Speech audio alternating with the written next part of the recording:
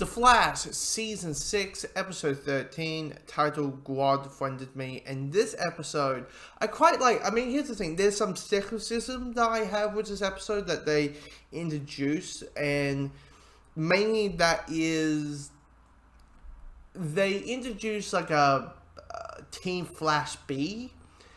And they had one of the Team Flash B, like the Cisco of Team Flash B, is the guy who was able to create black holes back in episode 1 of this season. And when he showed up, I was like, okay, let's see how this goes.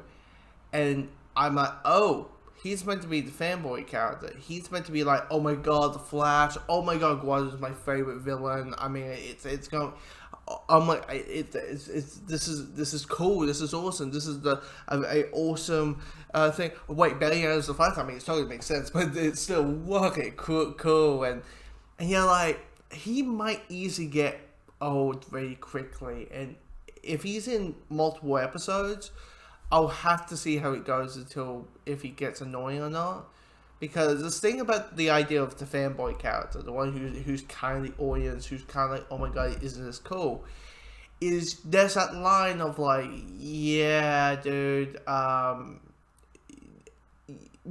thank you, we get it, but I would like the fanboy myself.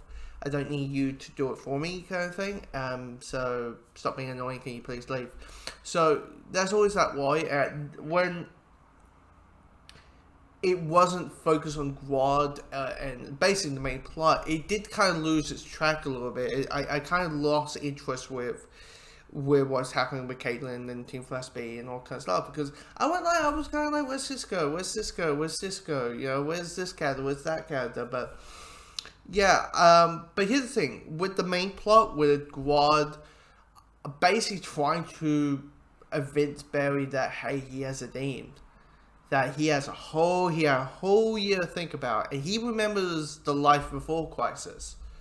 He remembers Crisis, you know, Earth 1 before Crisis, if it else happened, and he's just trying to convince Barry that, hey, I have changed. I want to be a different person and all that, and it's really well done. It's really well handled, and I had to think about this. It does feel like they just wrapped up the Grodd story. It does feel like it.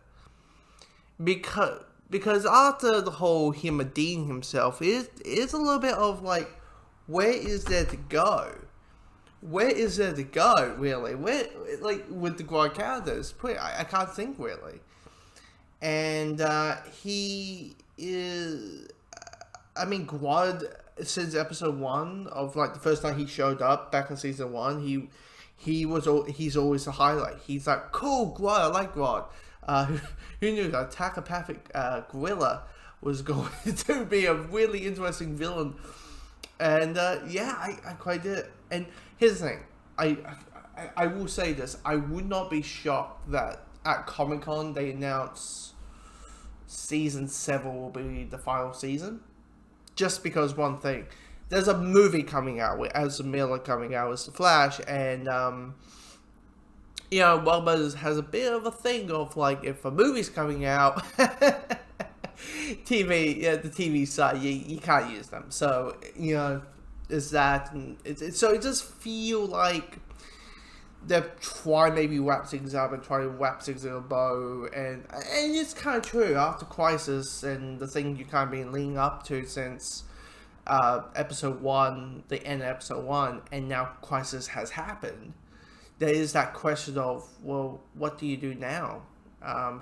So it's kind of like there's really not much to go on. We got stuff. So I really enjoyed the Crisis stuff. I really enjoy all the Grodd stuff and the interaction and the banter between Barry and Grodd. The stuff with Iris, though.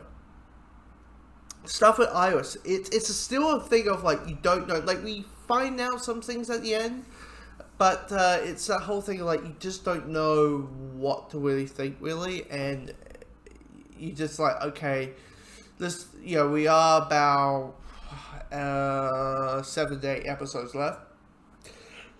9 episodes maybe. So let's see how they kind of slowly unravel.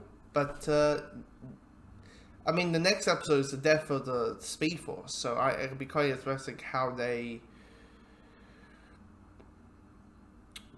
Anyway, I enjoyed this episode. I really did.